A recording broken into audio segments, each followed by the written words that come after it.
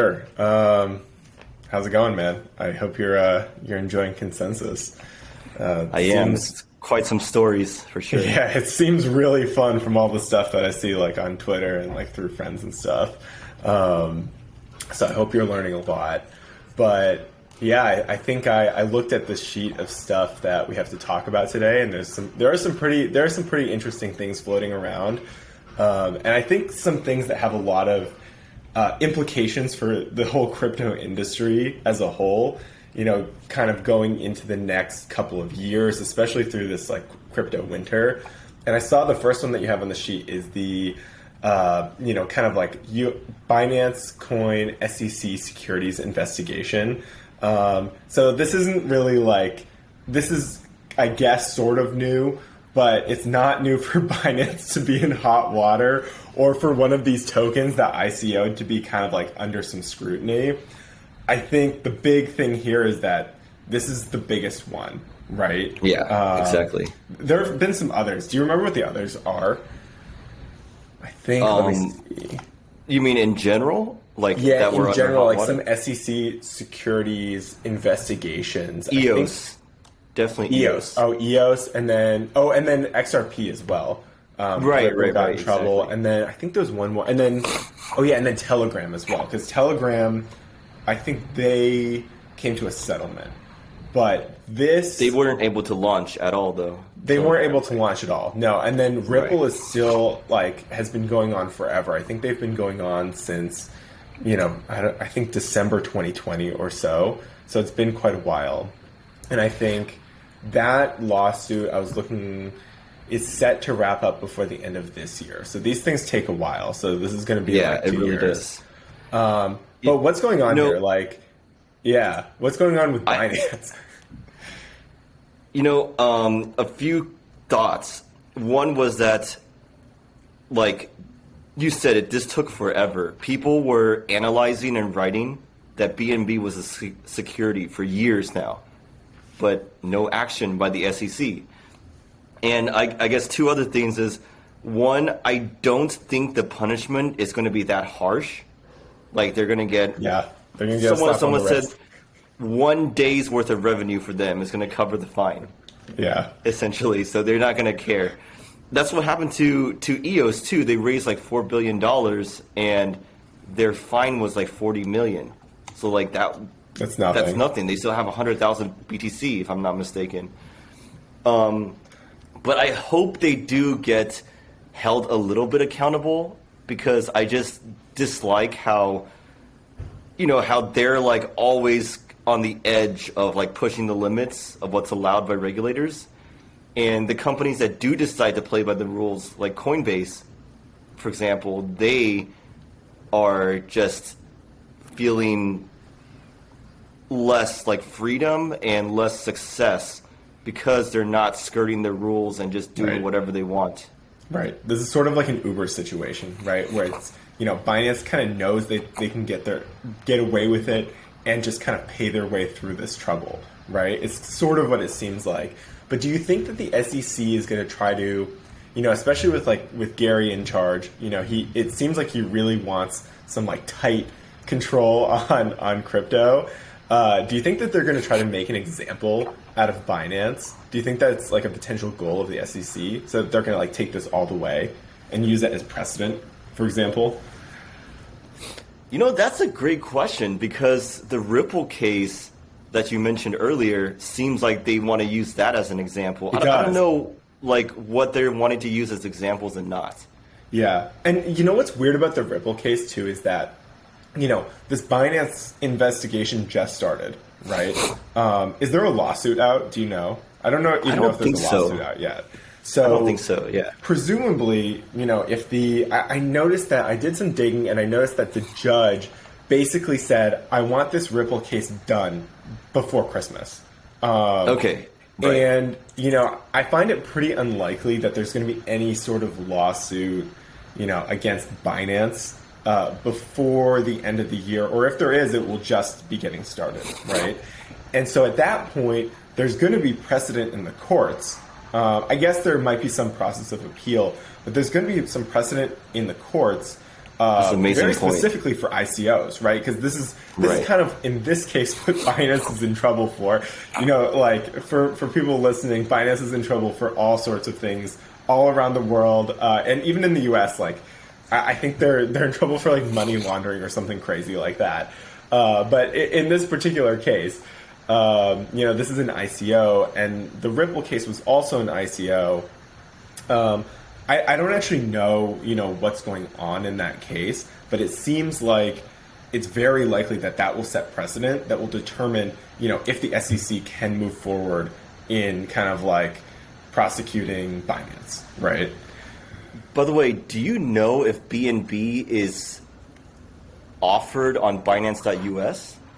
Actually, I don't know if they offer it on Binance US. I know, but during the ICO, is the way that it works, they just minted a whole bunch, right? At the, you know, at some point in like 2017, I think they just minted like 200 million tokens and sold 100 million. So if it's offered on It is. If it's It offered is on platform, Binance US. okay. It But is, if it's offered on the yeah. platform, that's like okay because it's all supply and demand trading, right? Because there's no freshly minted.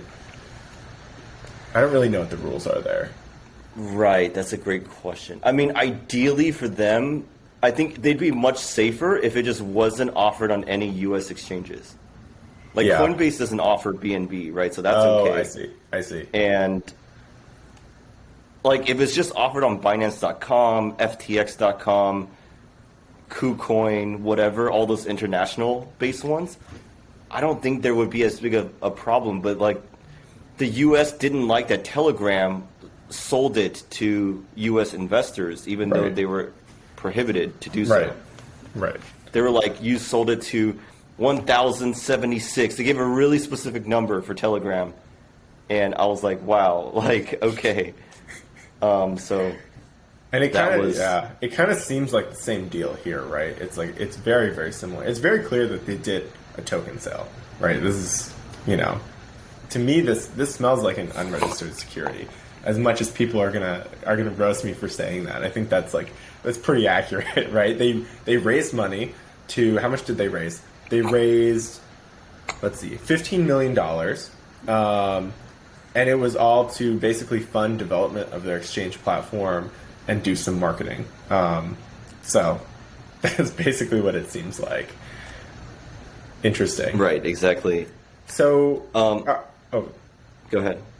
yeah. So I think another thing that might be worth talking about is, you know, like what defines a security versus a commodity. You know, for people listening who might think like, oh yeah, like crypto falls like cleanly in one camp or another.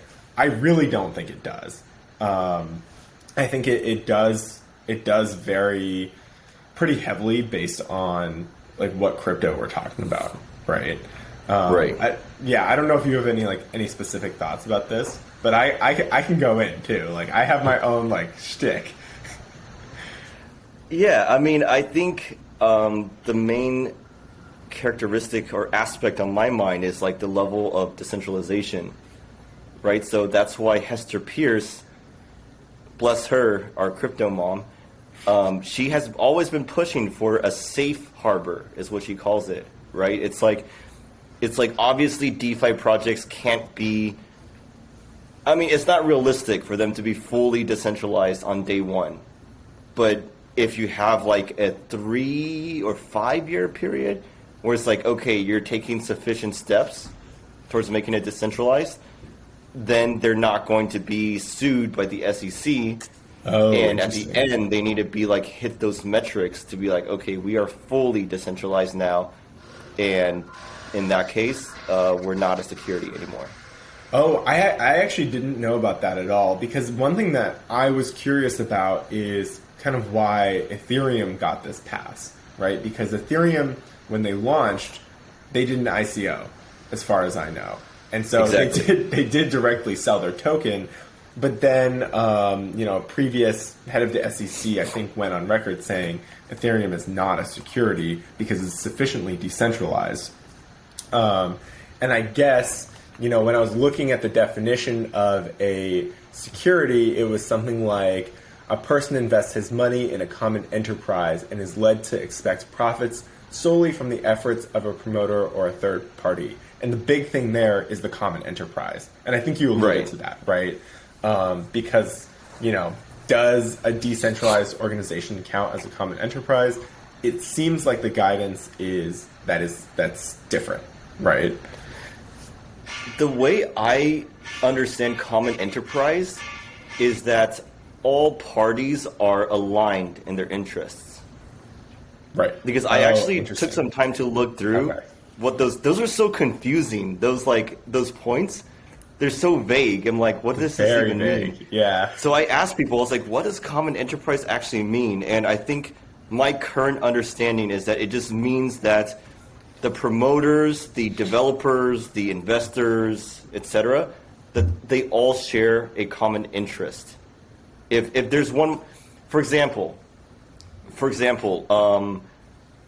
a generative art, or not generative art, like a one-of-one artist NFT piece, it's not a security because, like, or it's not as strong of a case for a security because, like, you sell it once.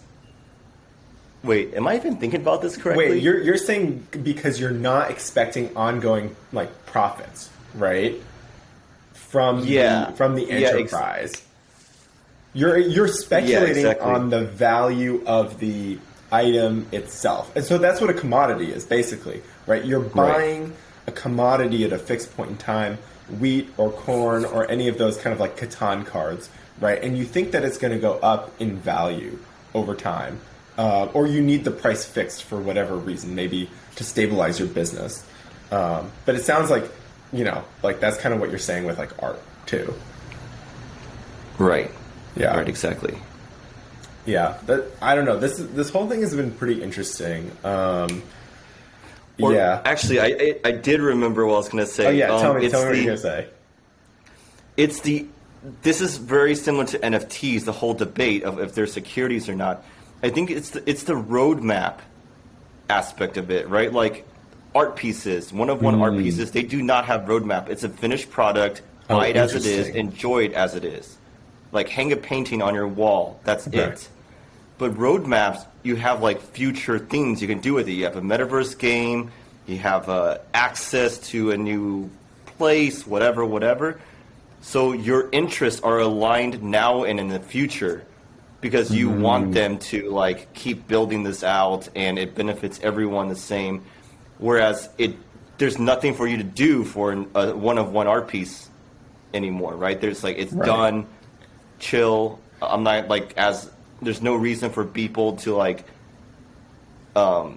do anything. It's like his 100 days collection is done. It's just beautiful and it's there. Right, gotcha. And so that's sort of like a expectation of profits from efforts of a third party, right? Right. So actually, what are you saying about NFTs? Are you saying that some of these NFT projects are securities? The ones with roadmaps that promise a lot of future stuff. Okay. I do think so. It kind of, I never have thought of that, but now that you're telling me, and now that I'm thinking about it, it sounds like that, right? Because people buy these things to speculate on them because they want to go to the future events that are planned, because, they're going to come out with mutant apes or I don't even know, space apes or whatever the next evolution of that is, because they know they can make more money off it, right? That's an expectation of profit. Yeah, it's just the future stuff that's the problem. If it's hey, these are beautiful apes, buy them, enjoy them, that's it. I don't think there would be any problem. Wait, all right. So continuing on the Bored Apes Yacht Club example, because this is interesting to me. Is that a common entity? Does that count as a common entity? Bored Apes Yacht Club? Because it is, right?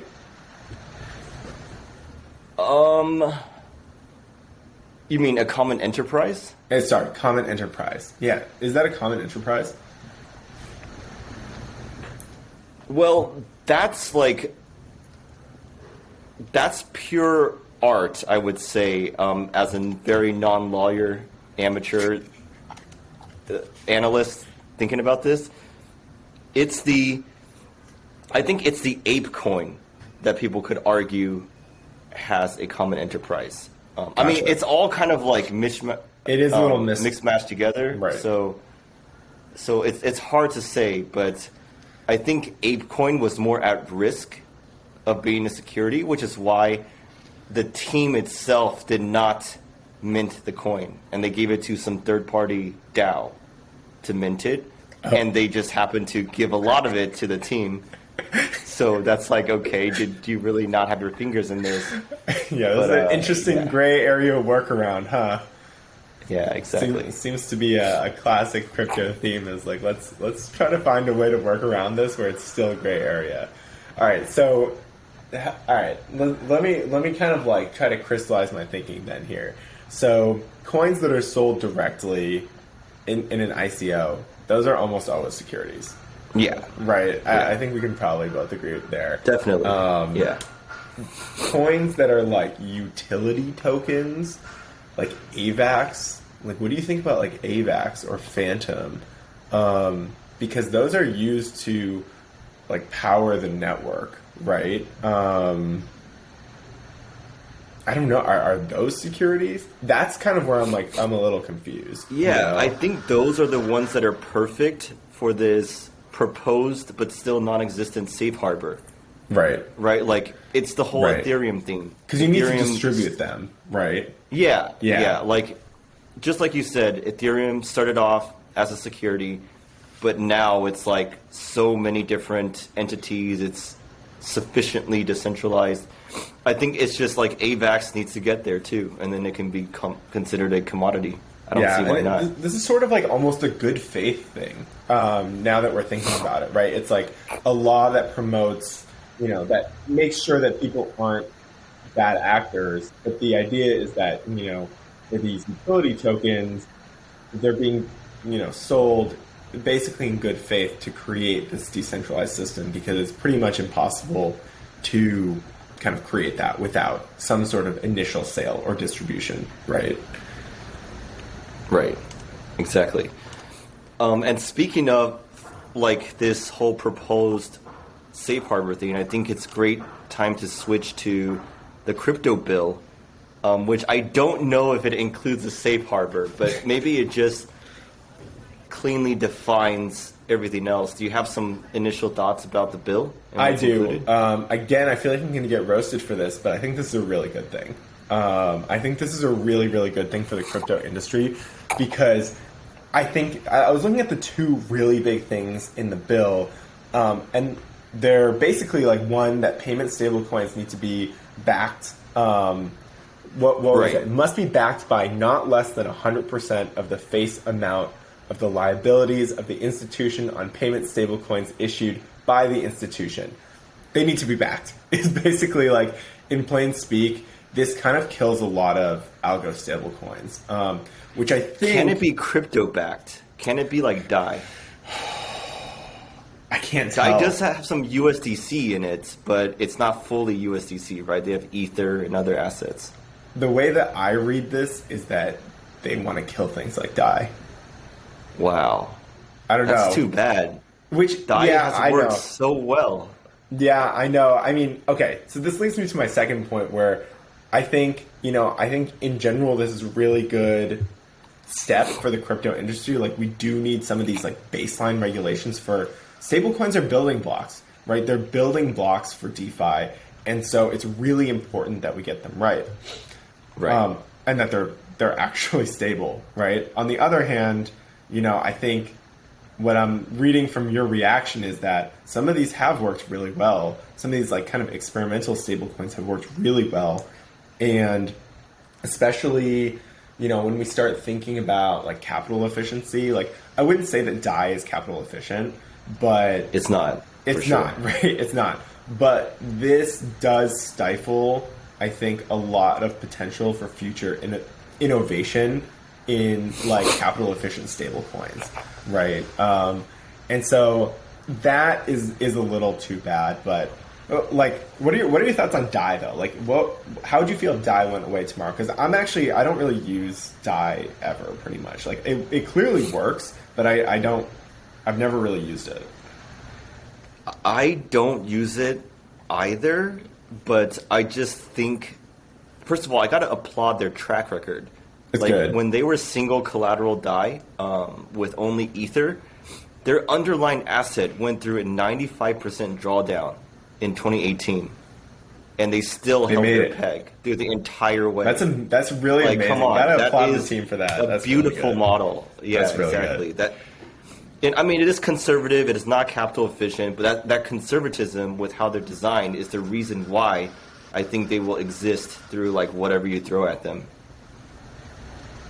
Makes sense. Like yeah. they'll keep their peg. Yeah, That makes which sense. is what they're supposed to do. I keep rereading this line, right? So not less than 100% of the face amount of the liabilities. Could that be crypto? You know, there is a crypto lawyer that I'm in contact with on Twitter that we should bring him on in a future episode and just ask him every question like, is so-and-so going to jail? Is XYZ going to get banned? Just ask him everything. That's what I want to do I have a sometime. good stack of questions as well. A lot of them are around taxes. I'm sure a lot of people are like, Taxes, hey, so if yeah. I have this vault and this vault, I never withdraw from the vault, but it does all this stuff automatically for me. Do I have to be taxed on that? But yeah, we should definitely get him on. That'd be awesome. You All with right. the taxes, and me, I want to know if some people are going to jail Yeah. Don't for the bullshit that they're doing. Who's the guy? Is that Justin Sun too, the Tron guy? Yeah, Sun. Justin Sun and Do Kwon are the top of my list. And Richard Hart, I keep wondering if he's going to get in trouble sometime. Who's Richard Hart? I don't know. He started Hex. Okay, what's Hex, Hex? the, I'm out of the loop. Hex is the certificate of deposit on the blockchain. So you have to lock up your coins for like 10 to 15 years, and you get like a lot of like interest, CD interest, essentially. Okay. Gotcha. So it's the first CD on the blockchain, but it's circular because you can only use it with Hex, their own token. So it's like, like you can't lock up your Ethereum or DAI or something. Buy Hex. Yeah, you just So buy Hex. It's a pure price pump. Exactly. It's wow. designed. They call it pumponomics. We all thought it was stupid. No this came out way. during the last. This came out during the last bear market, and he like went through the interview gauntlet. People were telling him this is stupid. This is worthless. He didn't care. First of all, he's a brilliant marketer. He's like a Trump level god tier marketer. And Is he just a shit poster? Is he one of those guys? Kind of, yeah. But Okay. he was able to convince millions of normies. Like these are your like aunts and uncles or high school friends. He convinced those people to buy Hex in like the millions. And Hex went up 1,000x. Damn, because of that. what the hell? So he's a billionaire now. Okay, so but he pumped his bags. Yeah, hard. he pumped his bags. But what was I going to say? A lot of people cannot access that money. It's like paper wealth, Right? Because they all stake. He convinced It's them locked. all to stake their money or lock their money for 10 to 15 years. And this is like permanently locked for that long. You can't like pay a penalty to withdraw. So a lot of them are on paper millionaires. Oh, damn. The price has also dropped like 85% since the top of the bull. Right. So we'll see if it's worth anything in 10 years. Wow, when that's the first unlock. crazy. But then there So also you can- here's exit liquidity, right? Yeah. Wow, damn. You can also hold your Hex without locking it, but it discourages that by inflating you to like oblivion. Like he's like, if you're, so the people who have it in the certificate of deposit, they get the high inflation rate paid to their accounts, right? Like they I get see. more Hex I paid see. daily or whatever the period. So if you don't hold it in that time lock, then you can sell it whenever you want. You could dump it immediately, but every day you don't, you get inflated. You get like less and less and less percentage of the overall supply. So that's how he encourages people to lock it. Okay, why is he going to jail? Or why do you think he might be going to jail? Like, is this just a totally illegal like Ponzi scheme? Is that why? Okay, it may be a Ponzi, maybe not. I don't think it's a scam because he literally told people like this is how it works. He did not misrepresent. He did not misrepresent anything. He told them straight up. I think the biggest case you can make against him is that this was a illegal securities. Oh, because he did a lot of semantics and running around to say it wasn't. The SEC hasn't filed anything against him as far as we know. But back in the last bear market, he was on a lot of shows and some big-time crypto lawyers. Have you heard of Charlie Shrem before? No, I haven't. He's like an OG Bitcoin guy. He went to jail for some Bitcoin/libertarian, I don't know, something like that. He went to jail for like a year. It wasn't that bad. He's out in Bitcoin circuits. But the lawyer who defended Charlie Shrem, so he's like a pretty big like deal lawyer in the Bitcoin space, he went on a show and argued with Richard for an hour that what Richard was doing with Hex was an illegal security. Oh, wow. Or unregistered security. So is he selling the token directly? Hex? He must have been, right? He did an airdrop with it initially. Okay. But whoever sent their coins to some smart contract, there was like an owner's wallet that got all the ETH. You could also, you could also buy it separately besides the airdrop. And he said, he made the claim that no one knew who controlled that owner's wallet. Chances are it was him because there was like $50 million worth of ETH in there. But he says, it's not me. Like, I'm not going to say who it is. Like, I'm sure, no one knows. Yeah, I'm sure no one knows, you know? Wow. So, chances are that it was an illegal security. But, hey, 3 years later, nothing has happened there. So, that's true. You can make the case. The SEC, though, it seems like they are willing to go back in time and fuck you up, though. You know? So, we'll see. I mean, I'm impressed that it's lasted this long without any investigation, but this could still happen. You know who else I saw was in jail recently and was like totally got on the crypto train is... What's that guy's name? Everyone hates him. Martin Shkreli. Yeah. Apparently he got really into crypto in jail and like hosted a bunch of like crypto like learning seminars with other prisoners and stuff like that. Isn't that hilarious? Oh my god. It's like he's like the perfect villain for crypto. It is. And somehow I'm not surprised that he would come into crypto the moment he steps foot out of jail. No, I'm not surprised at all. He seems like the kind of guy who would like launch one of these kind of like Ponzi's, you know? Yeah, and be totally shameless about it. He'd be the kind of guy who's like replying to people on Twitter and just roasting them, just be like, just like Dokwon, like, oh yeah, you're poor, so you can't afford to be part of this, or like, you know, you don't understand how this works because your brain's too small, you know?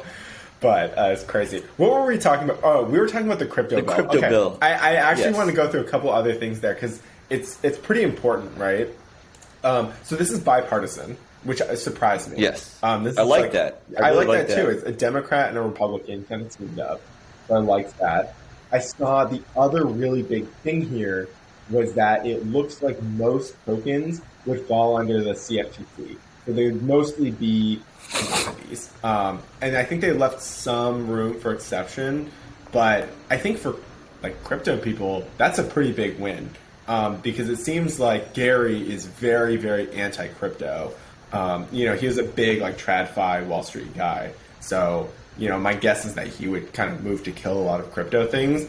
And the reality is like CFTC like seems like they don't care quite as much. Also, I think they're a little bit underfunded, which is like maybe an unfortunate reality, but it seems like they're a lot more friendly to crypto. Right, for sure. One thing that I saw on Twitter was that Senator Lummis is a big Bitcoin fan. and people were saying that Interesting. that she or the Bitcoin maximalists had her ear and shaped this initial draft of the proposal or the bill in a Bitcoin maxi way. Would you say you agree with that? You know, the one reason that I'm surprised to hear that, because I hadn't heard that previously, is because there are a few things in the bill that are around like energy studies on crypto mining. And to be honest, when I read this, I was like, this is actually not a big deal for the crypto industry as a whole, because mining is like a little bit of an obsolete concept. So this is like sort of, you know, this is here to like appease in like Democrats and environmentalists, right? But for crypto people, it's like, yeah, like this is pretty much dead.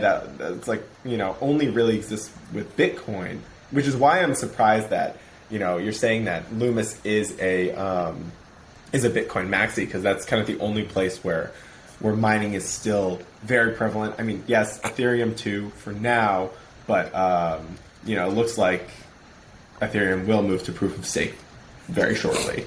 So that's why I was surprised by that. You know what I'm saying?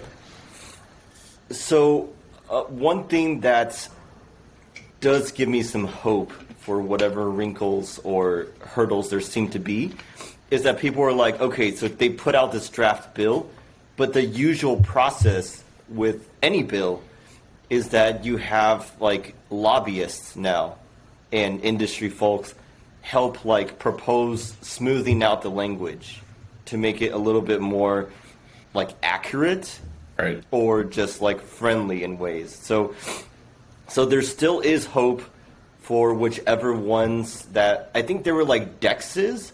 People were saying how decentralized exchanges now had to register through the current language that they would have to register. I saw that, or something like that. That would be a little weird, wouldn't it?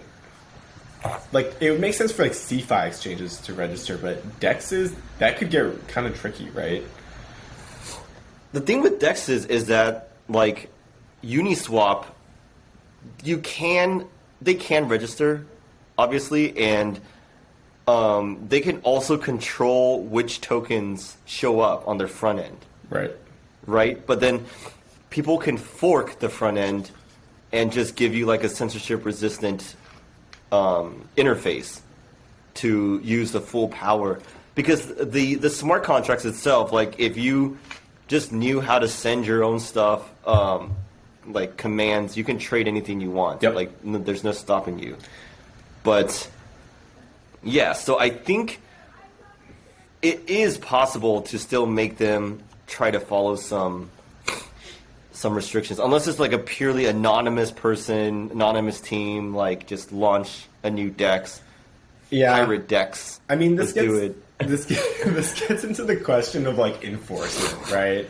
And I think, I don't know, my perspective on this is that the reality is this bill is largely, for the foreseeable future, is largely going to be for people who want to be good faith innovators and actors in the space. I think it's going to be virtually impossible to actually enforce any of this stuff, right? Because, you know, it's pretty clear that the government like can't even track like pretty basic stuff that's happening in crypto.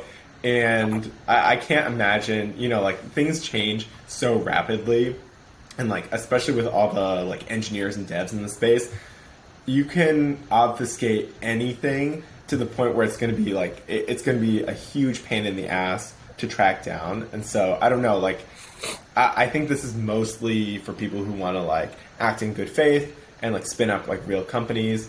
And I think in a way that's like, this is good because it'll be helpful for companies that want to be like legitimate companies to have some guidance, sure, right? To have like some guidelines. So it's like, you know, like even myself who's like working on a company, you know, I feel a little sketchy doing it, even though I'm not doing anything illegal, right? It's just like, oh, I just don't even know what the guidelines are, right? So hopefully, you know, hopefully this helps those good faith actors, right? And that's why teams moved to like Singapore or Malta or some other places before, because they just wanted to be able to build a project without getting shut down a year later. Right. Because like, oh, sorry, you just wasted your whole year, shut it down. Like, that would suck, so. So, speaking of sketchy projects, there's something else I want to talk about, which is Celsius. I don't know if you saw this Twitter thread. I think you were the one who kind of like linked to this topic, but from Otaru, is that the Twitter thread that you saw about the Celsius network liquidity crisis? I think so. Okay, let's talk through this, because this is actually potentially crazy. Like, I think this could ruin the company. Don't you think? All right. Yeah, so you're going to have to, I guess, dig into the details a little bit. But if I'm not mistaken, the main takeaway I have, feel free to correct me if I'm wrong, is that they've been doing risky stuff with customer funds, including UST Luna stuff. And so there may be a potential bank run, like not enough funds to pay back who they owe. That's exactly right. And so like the gist of what do you call it? Like a liquidity crisis is when there's a lack of withdrawable assets, right? So it's like, you know, the bank might only have like 10% cash on hand. Everyone comes to the bank because, you know, whatever, like everyone needs cash, and then not everyone can withdraw, right? Only 10% of those assets are withdrawable. And so a couple of things have happened to Celsius recently, and I thought this was really interesting. One, well, they've had really large losses. So one, I don't know if you heard about the Stakehound key loss.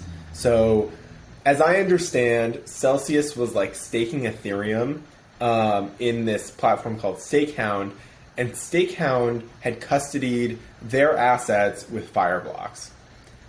Okay. Fireblocks lost the damn keys to the wallet that Stakehound was using. And so then, hell? Yeah, it's like crazy. And then Stakehound then couldn't withdraw money because they couldn't act. So it's just sitting there. It's just sitting there locked. It's locked. Like it's locked. Wow. And so for Celsius, pretty much burned essentially. It's burned. Yeah, it's burned. Like I don't know, unless somebody like has the key somewhere or whatever. But that's, I mean, for the platform and for the investors, it's lost. And Celsius, I believe, had $70 million in Stakehound. So that's pretty substantial. I think they lost another $50 million I'm seeing in the Badger Dow hack. I actually don't know the details of that. Do you know the details of that one? I do not. Yeah. No. Whatever. They still lost. Okay, so that's $120 million right there. As you said, I think they had $500 million in UST.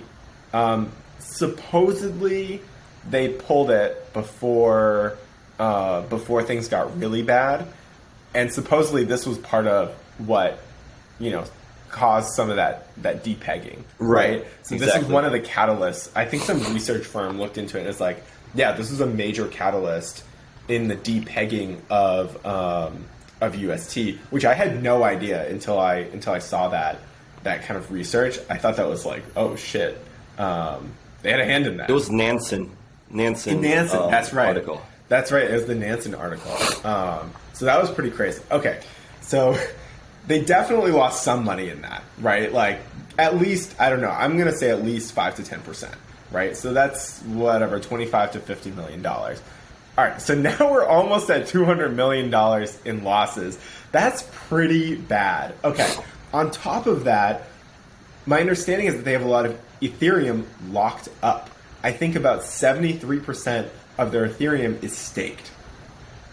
So, and they can't access that until the merge, right? Exactly. Can't access that until the merge. All right, that's kind of a problem. All right, on top of that, everyone's starting to hear about, well, one, yields are going down, right, on Celsius. So that's going to cause some initial pulls. All right, everyone's starting to hear about these hacks. Nobody wants to be a bag holder on Celsius, right? Exactly. And so we have increased demand. And so I'm going to keep going on this because this is fucking crazy. But what I was reading is that there's 50K Ethereum being withdrawn every single week for the last few weeks or so.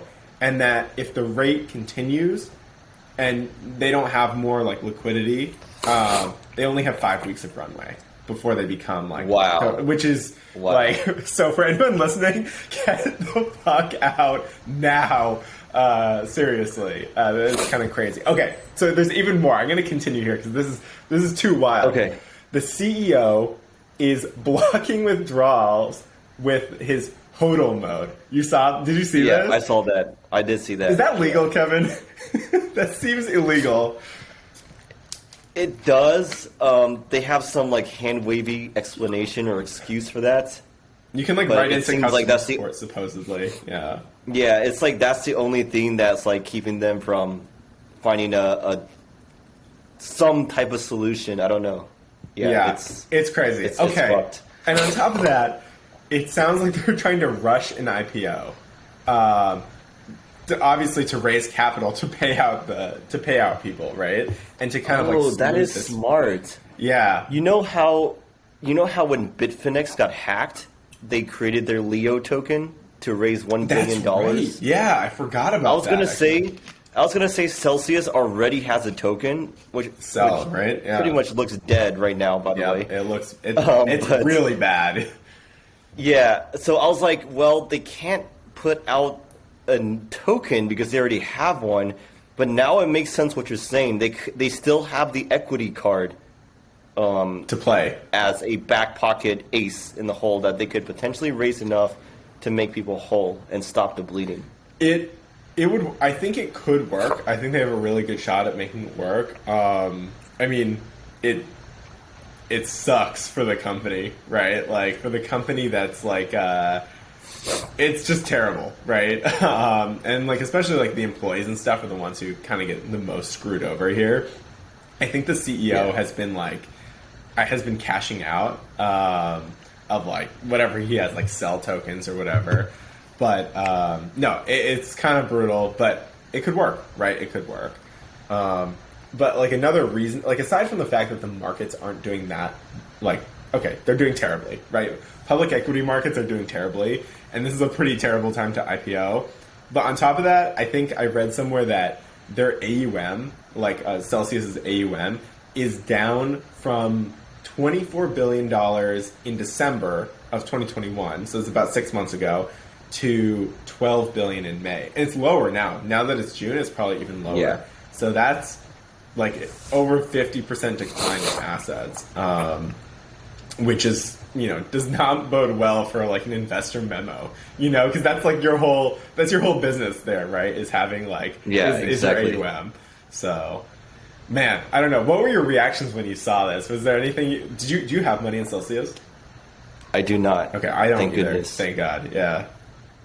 Now, if something happened to Coinbase, then I'd be sweating. But Coinbase or Kraken or some other ones. But yeah, I think people were talking. I know this isn't only because of the Luna UST stuff, like you outlined, but people were talking about contagion. Yeah, that I saw kind that. of starts there and spreads slowly. So this is looking like potential victim. I kind of like Celsius, like their brand, and I think they're not bad. Like I don't have any big qualms against them. So I hope they make it out of it. But this will be interesting to follow, though. Yeah, I hope that their risk management gets more robust. I think it was actually probably pretty decent, to be honest, and to be fair to them. Like they did get out of UST before that major collapse. So, like, kudos for that. That's actually that's a pretty big deal, right? Yeah. But I guess I don't know. We'll see. We'll see how that goes. When you said contagion, like, what do you think would happen there? You mean just in general? Yeah, like what do you think would happen? It's just that people were saying how a lot of big funds and companies were exposed to UST and Luna. I see. So that they had like a big drawdown, and some of their assets went to zero. They had some of their customer assets put in there, so those places would be wrecked and have to go bankrupt. Essentially. Oh, wow. Okay, so like a lot of funds and stuff would go down. Yeah, I can see that. Cool. Yeah, but this was great. I think next time we can talk about stuff like the bear market theses, which I think would be a really fun topic. Yeah, I think there's a lot of interesting stuff that's going to happen over the next year or two, and so I'm excited to talk a little bit more about that, Kevin. But good seeing you, man. Sounds good. For sure. All right. Till next